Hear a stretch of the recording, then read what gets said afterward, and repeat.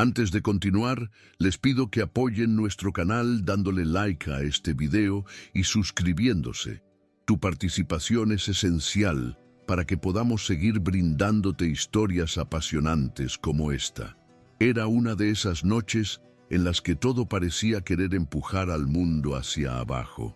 La lluvia caía a cántaros, el viento frío soplaba fuerte por las calles de un barrio modesto en la periferia de Zaragoza, y las luces de los faroles parpadeaban como si también estuvieran cansadas. Inés regresaba del trabajo exhausta, después de un turno extra en la cafetería donde servía café desde tempranas horas. Tenía los zapatos empapados, el cabello pegado en la frente y las manos temblando más por el cansancio que por el frío. Vivía con su madre, doña Clara, en una casa sencilla en la calle Rosario. Ya estaba casi llegando cuando, al doblar la última esquina antes de su calle, vio un cuerpo tendido en la acera. Se detuvo en el acto. Era un hombre, visiblemente herido, con la camisa rasgada, el rostro ensangrentado y los ojos entreabiertos, como si intentara mantenerse consciente. Apenas respiraba. No había nadie más alrededor. Solo ella, la lluvia y aquel desconocido caído. Inés miró a su alrededor. Vaciló por unos segundos, pero el instinto fue más fuerte que el miedo. Se acercó, se agachó junto a él e intentó hablar. ¿Me oyes?, preguntó. Pero el hombre solo movió levemente los labios, sin emitir sonido. Tenía un corte profundo en la frente y estaba temblando de frío. Inés le quitó la chaqueta y le cubrió los hombros, empapando aún más su propia blusa. No sabía quién era, ni lo que había sucedido, pero no pensó en dejarlo allí.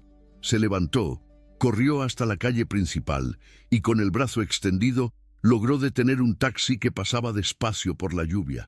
El conductor dudó al ver la situación, pero ella insistió. «Está herido, necesita ayuda ahora. Por favor». El hombre asintió con un gesto y ella volvió corriendo. Con esfuerzo, arrastró al desconocido por los hombros hasta colocarlo en el asiento trasero. Durante el trayecto al hospital público más cercano, Inés permaneció a su lado, presionando una toalla improvisada contra el corte en la cabeza. Con cada bache del coche, el hombre gemía suavemente. Notó que estaba sin documentos, sin cartera, sin celular. Solo llevaba una sencilla cadena en el cuello, nada más. Cuando llegaron, ella saltó del coche, llamó a los enfermeros y ayudó a sacar al hombre del asiento. No quería oír hablar de reglas o burocracia. Exigió que lo atendieran aún sin identificación. Lo asaltaron, está herido, está solo, alguien tiene que cuidarlo. El equipo médico se movilizó. Mientras lo llevaban adentro, Inés se quedó en la recepción, sola, mojada, con las piernas doloridas y la mirada fija en la puerta de emergencias. Había gastado el último dinero de su cartera, el que guardaba para los medicamentos de su madre, pero ni lo pensó en ese momento. Solo quería saber si el hombre iba a sobrevivir. Inés se sentó en la recepción hasta pasada las 2 de la mañana. El hospital no estaba lleno, pero las atenciones siempre tardaban, especialmente cuando se trataba de alguien sin nombre, sin expediente, sin historial. Cuando finalmente apareció un médico, dijo que el hombre había sufrido un traumatismo leve, probablemente resultado de una agresión o una caída violenta. Había perdido sangre, pero se encontraba estable. No sabían quién era, ni tenían cómo avisar a alguien. La recomendación era mantenerlo en observación. Inés suspiró, agradeció, y antes de irse, pidió papel y bolígrafo en la recepción. Escribió su propio nombre, con letra sencilla, y dejó junto a él una frase corta: «Mejórate, no renuncies a la vida». Se lo entregó a la enfermera y se fue. Salió caminando sola por la calle, aún mojada, con los pies fríos y la cabeza llena. No sabía por qué había hecho aquello, ni si tenía sentido. Solo sabía que, si estuviera en su lugar, también le habría gustado que alguien se quedara. Los 2 días siguientes, la Rutina de Inés siguió como siempre: trabajo, autobús lleno, poco tiempo para ella misma. Pero aquella imagen del hombre en la acera, el corte en la frente, la expresión de miedo, no salía de su cabeza. Al tercer día, decidió pasar por el hospital antes del turno de la tarde. Llevó algunas frutas y preguntó por él. Descubrió que estaba despierto, aún sin documentos, y que seguía internado, en observación. Entró al cuarto despacio, con el cuidado de quien no quiere invadir el espacio. Él la miró y tardó unos segundos en reconocer su rostro. ¿Fuiste tú quien me ayudó?, preguntó con voz débil. Ella asintió con una leve sonrisa. Hice lo que pude. Él intentó acomodarse en la cama, aún con dificultad. Gracias, dijo simplemente. Ella dejó las frutas sobre la mesa y preguntó cómo se sentía. Conversaron poco. Él era reservado, hablaba en voz baja, con frases cortas. Se presentó solo como Leo. En los días siguientes, Inés volvió 2 veces más. Llevaba alguna cosita sencilla, galletas, un jugo, a veces una revista vieja, y se quedaba allí unos minutos, escuchando, preguntando poco. Leo parecía desconfiado, pero agradecido. No sonreía mucho, pero su mirada era menos tensa. Siempre hablaba en voz baja, como si tuviera miedo de llamar la atención. Inés no preguntaba sobre su pasado ni sobre lo sucedido. No quería parecer curiosa, ni quitarle el poco consuelo que aún tenía. En la tercera visita, él ya lograba sentarse mejor, comer solo e incluso bromeaba sobre estar sin identidad. «Soy un fantasma por el momento», dijo con una leve sonrisa. Inés se rió. «Bueno, al menos es un fantasma que come manzana». Al despedirse, ella le hizo un adiós con la mano y se fue una vez más, sin prometer regresar.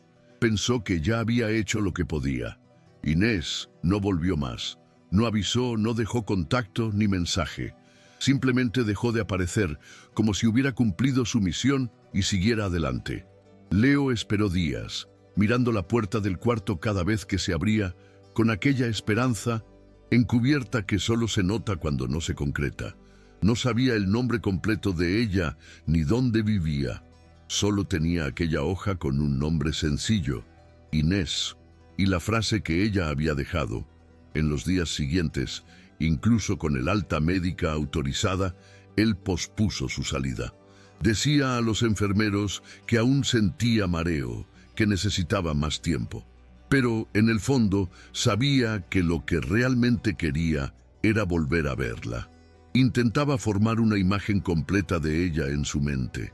La manera calmada, la voz firme, la mirada sin lástima. No sabía de dónde venía aquella mujer, pero algo en él le decía que ella había sido el punto de inflexión que ni él sabía que necesitaba. El nombre completo de él era Leonardo Ferrer, heredero directo de una de las mayores redes de hoteles y emprendimientos inmobiliarios de España. El tipo de persona que nunca tuvo que preocuparse por el precio de las cosas o por la demora en los pasillos del hospital. Aquella noche en la que fue agredido, había salido solo, después de una tensa reunión con los socios, en la que criticó abiertamente el nuevo proyecto que estaban a punto de iniciar. Un centro comercial de lujo en medio de un barrio popular, con decenas de familias siendo desalojadas. Quería entender el otro lado, ver la realidad con sus propios ojos, como había dicho. Pensó que podía caminar por las calles sin ser notado, sin correr riesgos. Se equivocó. Fue asaltado al salir de un bar, agredido y dejado como basura en la acera. Y, a pesar de haber vivido rodeado de ambulancias y seguridad privada toda su vida, fue una mujer común que vivía con poco, la que le tendió la mano cuando nadie más estaba cerca. Después de salir del hospital, Leonardo comenzó a hacer lo que sabía: investigar. No quería involucrar a su equipo ni usar su nombre directamente, así que empezó a usar contactos discretos. Contrató a un detective privado, revisó archivos e intentó localizar a la tal Inés, por cualquier rastro que pudiera haber dejado en el hospital. Pero la única información disponible era el primer nombre, ni apellido, ni dirección, ni pista concreta. Era como si ella se hubiera desvanecido en el mundo. La frustración crecía con cada intento fallido. Para cualquier persona común, encontrar a una mujer llamada Inés en un barrio de clase media baja ya sería difícil. Para él, que tenía recursos ilimitados, aquello era un choque de realidad. Con todo el dinero que tengo y no consigo encontrar a la mujer que salvó mi vida, se desahogó ante un amigo en un tono más amargo de lo habitual. Fue entonces cuando el destino, de una manera que ni él esperaba, decidió dar una pista, pero no de la forma más agradable. Leonardo descubrió, al revisar los proyectos en curso de la empresa, que justamente el barrio donde Inés lo había socorrido sería el próximo objetivo de una gran transformación urbana. El proyecto, liderado por sus propios socios, ya estaba en fase avanzada de aprobación. Se construiría un centro comercial de lujo, acompañado de torres residenciales, en pleno corazón de aquel barrio antiguo y vibrante que ahora él veía con otros ojos. Entre las casas a desapropiar se encontraba una modesta residencia en la calle Rosario. Al cruzar los datos con el mapa de la municipalidad, sintió un nudo en el estómago. No había duda, era el mismo lugar por donde Inés caminaba aquella noche. La misma calle donde él había caído y donde recibió ayuda por primera vez, sin siquiera ser reconocido. La ficha cayó con fuerza. Mientras él intentaba desesperadamente encontrar a la mujer que lo salvó, su propia empresa preparaba la destrucción de lo que probablemente era todo lo que ella tenía. La rabia y la culpa se mezclaron. Leonardo intentó intervenir en silencio, usando su influencia interna para cancelar el proyecto, pero encontró resistencia inmediata. Los socios no querían saber nada de historias sentimentales. Para ellos, los números eran más importantes que los nombres. Ya tenemos contratos firmados, inversores, esperando retorno y una prensa lista para anunciar el lanzamiento. No vamos a detener todo por un capricho tuyo, dijeron en una de las reuniones. Leonardo se enfrentó, cuestionó la ética de ello, pero se dio cuenta de que, solo, tendría poco poder contra la máquina que ayudó a construir. Fue entonces cuando tomó otra decisión. Comenzaría a frecuentar el barrio por su cuenta. Quería intentar encontrarla con sus propios ojos, rehacer los pasos de aquella noche, mezclarse con la cotidianidad de la gente. Dejó el traje y el reloj caro, se puso ropa sencilla, tomó el coche sin chofer y empezó a caminar por las calles estrechas y llenas de vida de Valle San Pedro, como un desconocido más entre tantos rostros. Llevó días, conoció a los vecinos, entró en pequeñas tiendas, conversó con ancianos en las plazas e incluso participó en una ronda de conversación en la iglesia del barrio. Nadie conocía a una Inés con muchos detalles, pero entonces, en una tarde de sábado, mientras ayudaban a descargar donaciones de alimentos en la parroquia local, él la vio. Estaba de espaldas, organizando cajas junto a otros voluntarios, pero él reconoció de inmediato la forma en que se recogía el cabello, la manera en que caminaba, el cuidado con el que hablaba con los demás. Su corazón se aceleró. Por un momento dudó, pero la duda duró poco. Se acercó, esperó a que ella lo notara y cuando sus miradas se cruzaron, ella tardó un segundo en reconocerlo. ¿Estás bien?, preguntó, sorprendida, con una leve sonrisa, como si se alegrara de verlo con vida. «Mejor ahora», respondió él. Ella no preguntó qué hacía allí, y él, en ese instante, tampoco contó nada. Solo dijo, «Gracias, de nuevo». A partir de ese reencuentro, ambos comenzaron a verse con mayor frecuencia, siempre de manera casual, sin promesas ni explicaciones. Inés lo recibía con la misma sencillez con que lo acogió aquella noche, sin cuestionar demasiado, sin esperar nada a cambio. Leonardo, por su parte, aprovechaba cada momento para observarla con más profundidad, la forma en que trataba a las personas, cómo organizaba todo en la acción comunitaria de la iglesia, cómo escuchaba a las señoras del barrio con genuina atención. Se acercaba sin hacer escándalo, ayudaba en las tareas, cargaba bolsas, participaba en los encuentros. Era un extraño en ese mundo, pero se sentía más completo allí que en cualquier reunión de la empresa. Poco a poco, entre una conversación y otra, se fue formando una conexión silenciosa entre ellos. No había besos ni declaraciones, pero había presencia, y más que nada había confianza en los silencios. Sin embargo, Leonardo cargaba un enorme peso. Sabía que estaba viviendo una mentira, aunque no dijera ninguna palabra falsa. No había contado quién era en realidad, ni lo que ocurría tras esa cercanía. Cada día que pasaba, le resultaba más difícil decidir contar la verdad. Sabía que la empresa seguía con los trámites para iniciar las expropiaciones, que el nombre de Inés y de su madre ya figuraba en una lista, y que el plazo para que las familias abandonaran sus casas se acercaba. Intentaba ganar tiempo, presionaba a abogados, trataba de negociar cláusulas para retrasar el proceso, pero todo ello lo mantenía en secreto para ella. No tenía el valor de contarle que, a pesar de intentar impedirlo, él era la cara oculta del problema. Si lo cuento ahora, la pierdo, pero si no lo cuento, le traiciono la confianza de una forma aún peor, pensaba todas las noches, acostado en una cama que comenzaba a parecer demasiado vacía. El secreto no duró.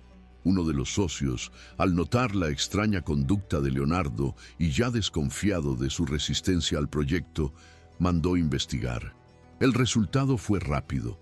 Fotos de él caminando por el barrio, registros de su presencia con Inés en las actividades comunitarias, todo reunido en un dossier que pronto se convirtió en titular. Heredero de imperio inmobiliario se involucra con habitante de barrio que será demolido. La noticia se difundió como reguero de pólvora. En menos de 24 horas estaba en las redes sociales, en los periódicos, en las radios locales. Inés se enteró por la televisión, sentada en la sala con su madre. Primero quedó en shock, luego en silencio, como si el silencio fuera la única forma de asimilar la traición. Sintió que el suelo se le escapaba. En su mente, todo tenía sentido ahora. ¿Por eso volvió a aparecer? ¿Solo quería usarme?, dijo, tratando de contener el llanto. Cuando Leonardo llamó, ella no contestó. Cuando él apareció en la puerta de su casa, ella solo dijo: «No quiero escuchar nada. Lo que me hirió no fue el centro comercial, fue la mentira», y dio la espalda. La noticia se extendió demasiado rápido. Heredero de imperio inmobiliario, se involucra con habitante de barrio que será demolido. El titular estaba en todas partes. Inés lo vio por la televisión en la sala, con su madre a su lado, en silencio, aferrándose fuertemente al rosario. No dijo nada de inmediato, simplemente se levantó, fue a su cuarto y cerró la puerta. La cabeza le bullía. No era solo la sorpresa de saber quién era él, sino el hecho de que había ocultado todo durante tanto tiempo. ¿Entonces era por eso que volvió a aparecer? ¿Todo fue un plan desde el principio?, pensaba. Cuando Leonardo apareció en el portón al día siguiente, con los ojos cansados y el rostro tenso, ella ni siquiera abrió la reja.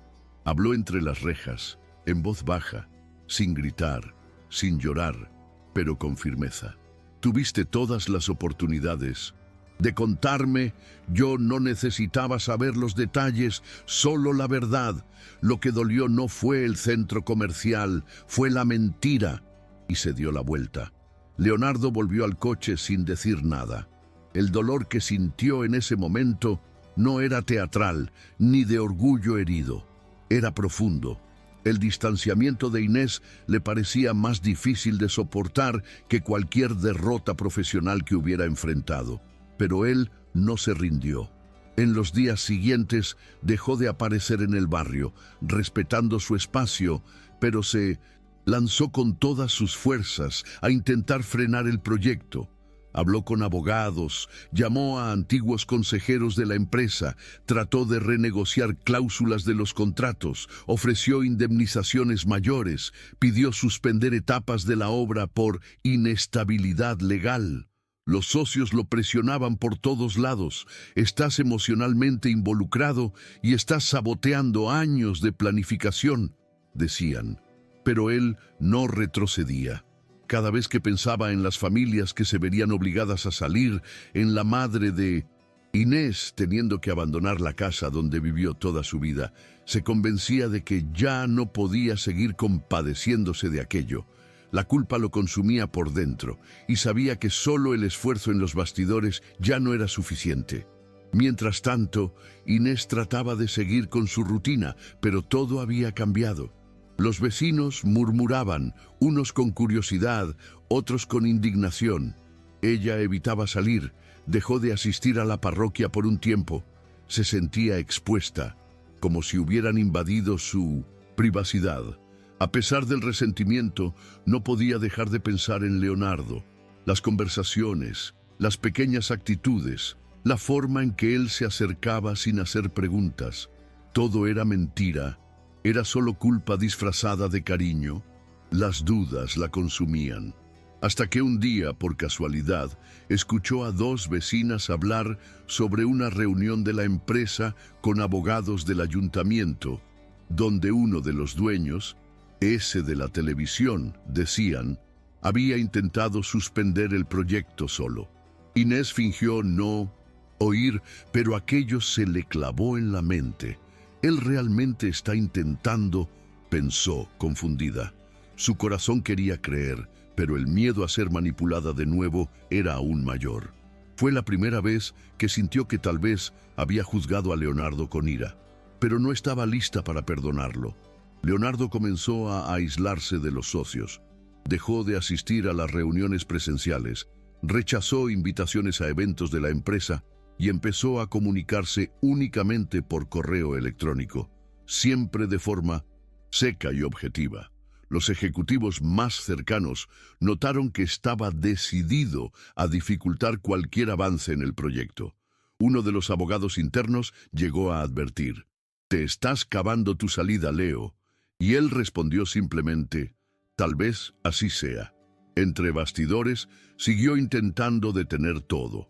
Trató de convencer a los inversores de que repensaran sus participaciones. Envió dosieres sobre los impactos sociales. Intentó abrir diálogo con representantes del ayuntamiento, pero todo chocaba con contratos ya firmados e intereses millonarios. El nombre de Inés no salía de su mente, ni siquiera cuando los socios lo amenazaron con un despido formal.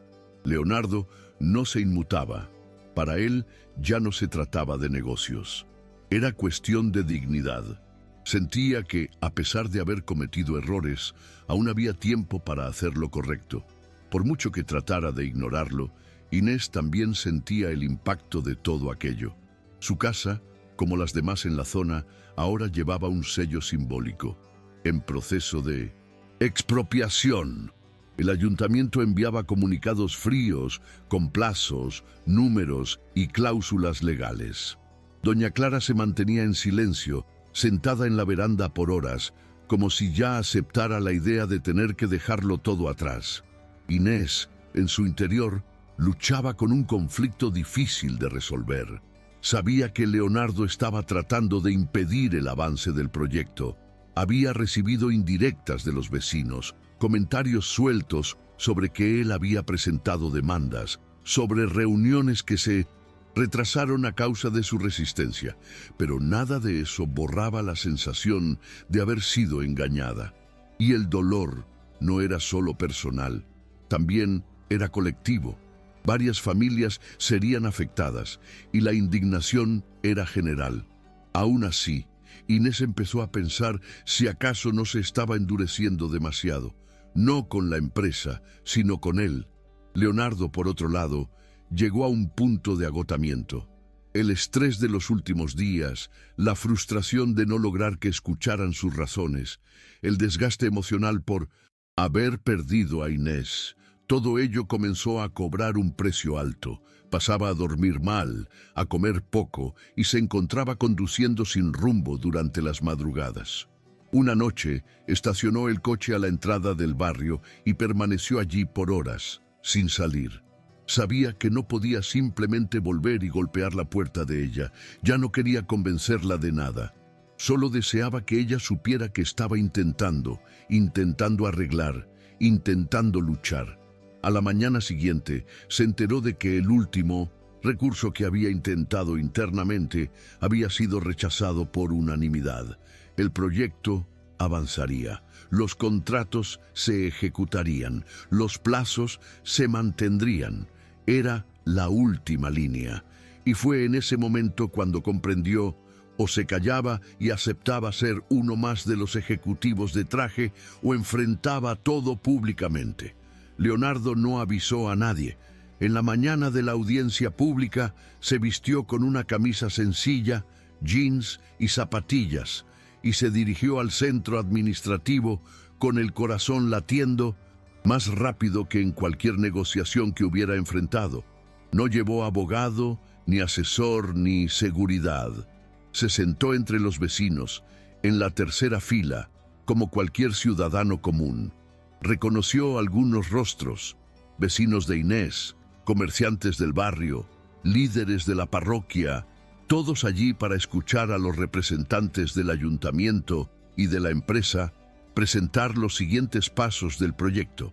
Cuando se abrió el micrófono para las intervenciones públicas, Leonardo se levantó. Al principio hubo murmullos. Muchos lo reconocieron por la televisión. Otros se preguntaban qué hacía allí, sin traje, sin la postura de un ejecutivo.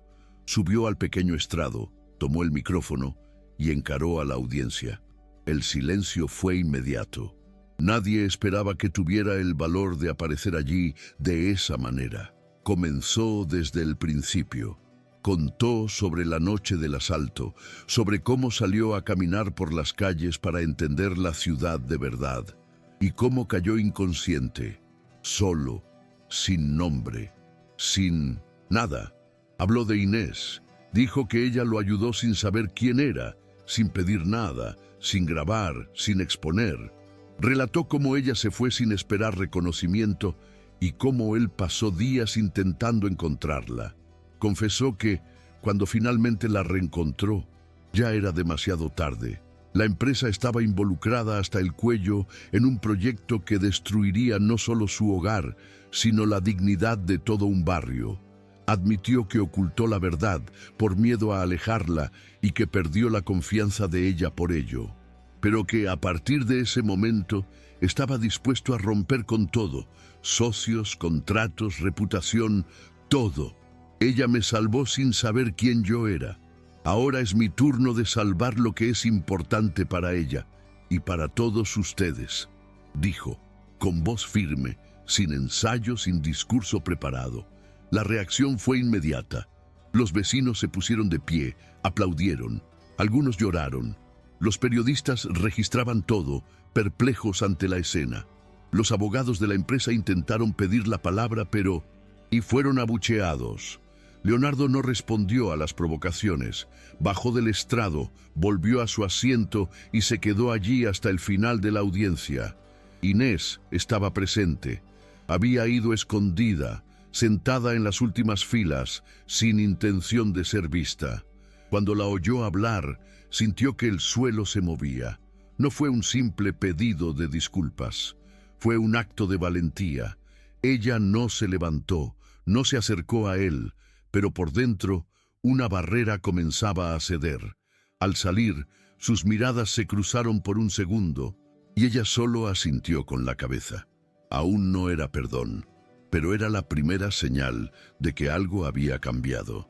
En los días siguientes, la repercusión fue intensa. El vídeo del discurso de Leonardo se viralizó, siendo compartido con frases como el millonario que se negó a destruir un barrio y el empresario que eligió la verdad. La empresa intentó contener los daños con notas oficiales, entrevistas y declaraciones ambiguas, pero el impacto ya estaba hecho. La presión pública creció. Vecinos, activistas e incluso figuras políticas comenzaron a manifestarse contra el proyecto. Ante ello, el consejo de la empresa se reunió de forma emergente. Fue una reunión tensa, con gritos, amenazas y largos silencios.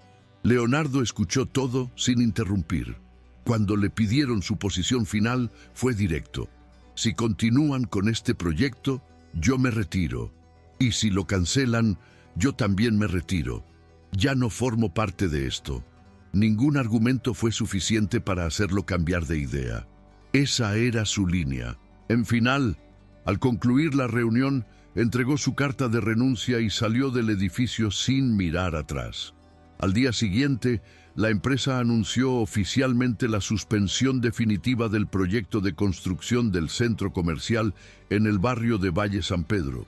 La nota decía que, ante nuevos alineamientos éticos y sociales y tras la reevaluación de la dirección, el proyecto quedaría archivado por tiempo indeterminado. Pero todo el mundo sabía la verdadera razón. La celebración en el barrio fue espontánea. La gente se reunió en la plaza principal. Hubo música, abrazos, lágrimas y esperanza.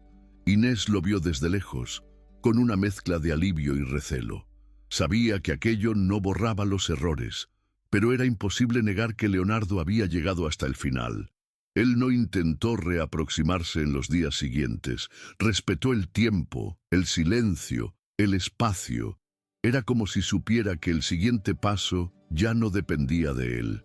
Quien debía decidir era ella. Fue entonces cuando la noticia se esparció. Leonardo había comprado un pequeño terreno abandonado en el barrio, cerca de la iglesia, y pretendía construir allí un centro comunitario. Sería un espacio con clases de refuerzo escolar, atención de salud básica, talleres de capacitación y apoyo a las familias. En el proyecto, un detalle llamó la atención. El nombre del espacio sería Centro Comunitario Inés Romero. Cuando ella se enteró, se quedó en shock. No entendía si era una disculpa, un homenaje o ambos. Pensó en rechazarlo, en pedir que retiraran su nombre, pero doña Clara y los vecinos la convencieron. Te lo mereces, hija, no por culpa de él, sino por todo lo que siempre has hecho por los demás. Inés respiró hondo y por primera vez en semanas sonrió de verdad. Inés decidió ir personalmente al terreno donde comenzaría a construirse el centro comunitario. Quería ver con sus propios ojos lo que se estaba haciendo. Encontró a algunas personas de la comunidad involucradas, arquitectos, ingenieros y entre ellos a Leonardo con una camiseta sencilla y una plancha en mano. Cuando la vio, él se detuvo unos segundos, sorprendido, y luego caminó despacio hacia ella, sin saber muy bien qué decir. «¿Viniste?», murmuró. Inés miró a su alrededor antes de responder. Quería ver si era verdad. Permanecieron en silencio unos segundos, hasta que ella añadió: «No sé si lo hiciste por mí o por ti, pero de cualquier forma fue lo correcto». Él asintió con una sonrisa discreta. «Quizás un poco de ambos, pero ahora quiero hacer algo por todos». Ella no replicó. Solo se quedó allí, observando la actividad en el terreno. Por primera vez desde todo lo acontecido, parecía no haber rencor entre ellos. Solo un entendimiento silencioso. Poco a poco, Inés se fue involucrando en el proyecto, no por obligación ni por vanidad, sino porque comprendió que aquel espacio podía marcar una diferencia real en la vida de muchas personas. Empezó a participar en las reuniones, a dar sugerencias, a señalar prioridades. Leonardo escuchaba atentamente sin interrumpir. Parecía diferente, ya no era el hombre del principio, controlado, formal, cerrado. Era alguien más presente, más ligero, dispuesto a aprender. Trabajaban juntos, pero manteniendo cierta distancia emocional, cada uno a su propio ritmo. A veces intercambiaban miradas cómplices durante una reunión. Otras veces compartían un café rápido entre un compromiso y otro. Ya no había necesidad de largas explicaciones. Lo que tenía que decirse ya se había dicho. Ahora lo que importaba era lo que hacían, no lo que prometían. Y allí, en medio de ese barrio que casi fue borrado, algo nuevo comenzaba a edificarse. Y no era solo concreto y ladrillo. Un día, al final de una larga tarde de trabajo, Inés se sentó en un banco de madera recién instalado frente al centro. Estaba sola, con el rostro sudoroso y las manos manchadas de pintura. Leonardo se acercó, se sentó a su lado y guardó silencio durante unos minutos. El cielo anaranjado se reflejaba en los tejados sencillos de las casas cercanas. ¿Crees que algún día lograrás perdonarme de verdad?, preguntó él, sin mirarla directamente. Inés respiró hondo antes de responder. Creo que ya he empezado, pero no por lo que dijiste en la audiencia, ni por el centro. Es por la forma en que te quedaste, no huiste. Él la miró con una mezcla de sorpresa y alivio, y en ese instante no fue necesario nada más. Ningún gesto grandioso, ningún beso cinematográfico. Solo dos seres humanos que habían atravesado el caos y que juntos eligieron quedarse. La inauguración del centro comunitario tuvo lugar en un domingo de cielo despejado. Familias enteras ocuparon la plaza frente al nuevo espacio, decorada con banderines coloridos y dibujos realizados por los niños de la escuela local. En la entrada, una placa sencilla exhibía el nombre elegido: Centro Comunitario Inés Romero. Cuando ella vio aquello de cerca, sintió el corazón acelerarse. No era vanidad, era responsabilidad. Era como si aquella historia, llena de tropiezos, dolor y nuevos comienzos, hubiera dejado una huella concreta en el mundo. Leonardo permaneció a su lado todo el tiempo, pero en silencio. No subió al estrado, ni ofreció un discurso. Fue el párroco quien condujo la ceremonia y, al agradecer públicamente a ambos, los vecinos aplaudieron de pie. Inés bajó la cabeza emocionada. No se veía a sí misma como la heroína de nada, pero ese día comprendió que el bien que hacemos regresa, a veces tarde, a veces en forma confusa, pero regresa. Después de la ceremonia, ella y Leonardo caminaron por las calles del barrio como tantas veces lo habían hecho antes, pero ahora de forma distinta. Sin escudos, sin culpa, sin miedo. La gente del barrio los saludaba con sonrisas sinceras. Los niños corrían a su alrededor, algunos tomando de la mano a Inés para mostrar los dibujos pegados en las paredes del centro. En un momento más tranquilo, Leonardo se detuvo cerca de la antigua casa de ella, aún intacta, con la veranda en la que doña Clara siempre se sentaba. ¿Crees que todo esto habría ocurrido si no me hubieran asaltado aquella noche?, preguntó. Inés lo miró, pensativa. Creo que las cosas no ocurren por azar, pero la forma en que decidimos responder a ellas es lo que lo cambia todo. Él sonrió. Sabía que ella tenía razón. Nada de aquello había sido planeado, ni era fácil, pero quizá, precisamente por ello, era tan real. Los días transcurrieron. El centro comenzó a funcionar a todo vapor, ofreciendo apoyo psicológico, refuerzo escolar, cursos de costura, informática y asesoría legal. Inés asumió una coordinación voluntaria y con tanta dedicación que poco tiempo después fue contratada formalmente para liderar el proyecto. Leonardo, por su parte, decidió crear una fundación dedicada a la reurbanización social responsable, con un enfoque en proyectos que involucraran a las comunidades desde el inicio de las decisiones. No regresó a la antigua empresa. Aquella vida ya no le cabía. Ambos siguieron caminando juntos, sin promesas exageradas, sin prisas, solo caminando. Al final, su amor no nació del lujo ni de la admiración, nació de la valentía de ver al otro con verdad. Y eso, ningún contrato o fortuna podría construir. Algún tiempo después, en una entrevista para una radio comunitaria local, Inés fue invitada a contar cómo había comenzado todo. El reportero esperaba una historia épica, con giros espectaculares y frases impactantes. Pero ella habló de manera sencilla, como siempre. Relató la noche en que vio a un hombre caído en la acera, del frío, de la lluvia, del miedo que le oprimió el pecho y que ignoró. Dijo que no sabía quién era, ni imaginaba lo que vendría después. Y concluyó con una frase que resonó en la mente de todos los que escuchaban.